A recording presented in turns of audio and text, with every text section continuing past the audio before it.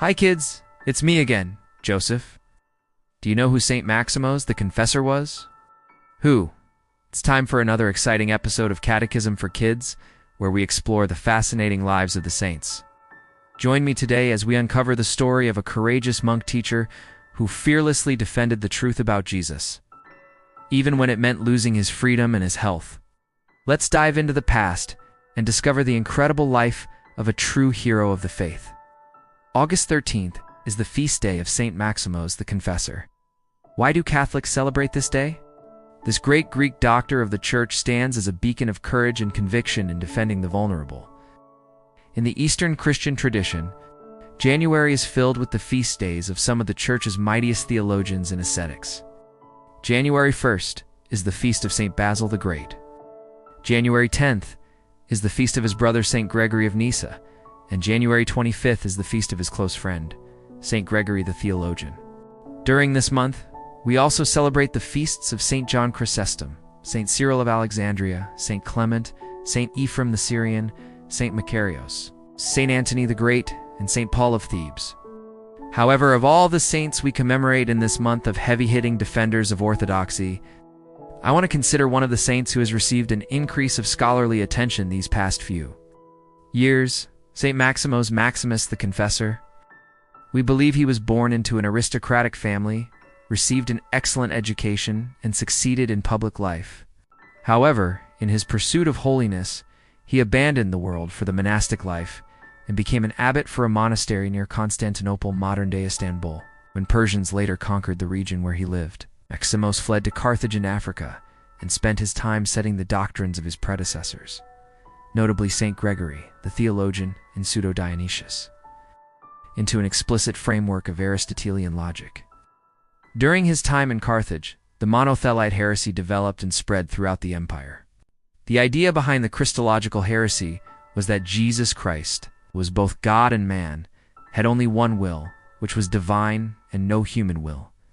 It was by the one will that the heretical sect of the monothelites attempted to account for the unity of Jesus Christ, essentially locating the personhood of Christ in the will. The heresy was so prominent that even the Patriarch Sergius I of Constantinople, and later Maximo's close friend Pyrrhus, adopted the heresy and taught it. At some point, Pyrrhus agreed to debate Maximos on the topic, which resulted in Pyrrhus' humble admittance of defeat and the correction of his error. Maximos then traveled to Rome and, after witnessing the election of Pope Martin I, worked with more than 100 bishops to establish the Lateran Council of 649, which condemned the heresy of monothelitism. Maximos' vehement defense of the truth about the Incarnation eventually led him to be arrested alongside Pope Martin I in 653. He was tried by a secular court and convicted. He had his tongue cut out so that he could no longer speak, and his right hand was cut off so that he could no longer write. Maximos died in 662 in exile in what is modern-day Georgia.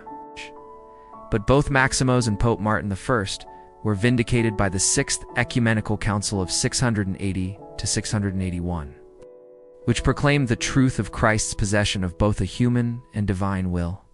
While Maximos' life serves as an example to us all who strive to defend the truth in our age, his writings and his project of bringing philosophy and theology together are notably impressive.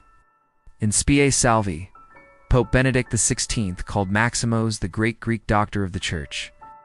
This high praise, of course, is because of Maximos' clear defense of the two natures of Christ. One aspect of Maximos' defense that I find most interesting is when he diverged from the teachings of Aristotle in a way that centuries later, St. Thomas Aquinas would not. For years, the pro-life movement has seen dishonest characters invoke Thomas Aquinas. The notion of delayed hominization is proof that the child in the womb is not a human being, setting aside the fact that the theory of delayed hominization is a theory that is pre-ultrasound. The idea is basically that first, what is conceived as a vegetative thing that has no sensory capabilities or reason, this thing in a vegetative state grows into another thing that now has sensation.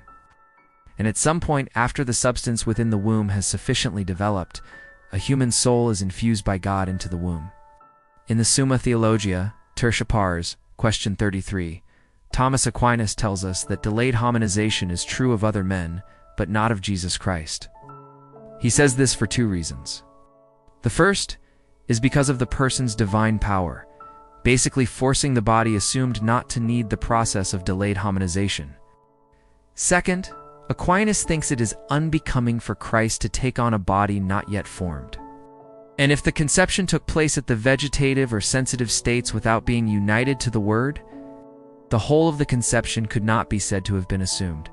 In contrast, Maximos first refused to accept the theory of delayed hominization as put forth by Aristotle and later accepted by Aquinas for philosophical reasons.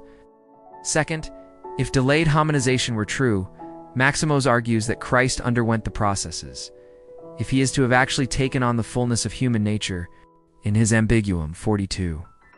Maximos argues that if you were to assure us that the embryo has a soul which possesses merely the faculty of nutrition and growth, then on your terms, the body that receives nourishment and grows will obviously be the body of a kind of plant and not, as it seems to me, that of a human being, to which he concludes by expressing his being puzzled at the notion of a man being the father of a plant, even if only for a time. He goes on to make the same point about the sensorial state. In the delayed hominization theory, saying, on your terms, a man will not by nature be the father of another man in the latter's initial constitution, but rather of a plant, as I have already said, or of some terrestrial animal, and what could be more absurd or deranged than this? The argument gets increasingly heated, and Maximos claims that if you cannot say that the embryo at the moment of conception possesses a human soul, why say it has a human soul after 40 days, or even after 9 months of pregnancy, nor indeed even after birth? Following this, Maximos agrees with Aquinas that if the theory of delayed hominization is true, to say such of the incarnate Lord would seem utterly bizarre. The Word did not assume a rational soul through the medium of inanimate flesh, neither did he assume a body utterly devoid of soul, nor a soul devoid of intellect and reason, but he ineffably united himself, according to hypostasis, a perfect, i.e., complete human nature, lacking nothing, consisting of a rational soul and body. Maximos the Confessor, living 600 years after Jesus Christ and 600 years before Thomas Aquinas, developed an understanding of the incarnation and conception of Christ that is wonderfully advanced and coherent.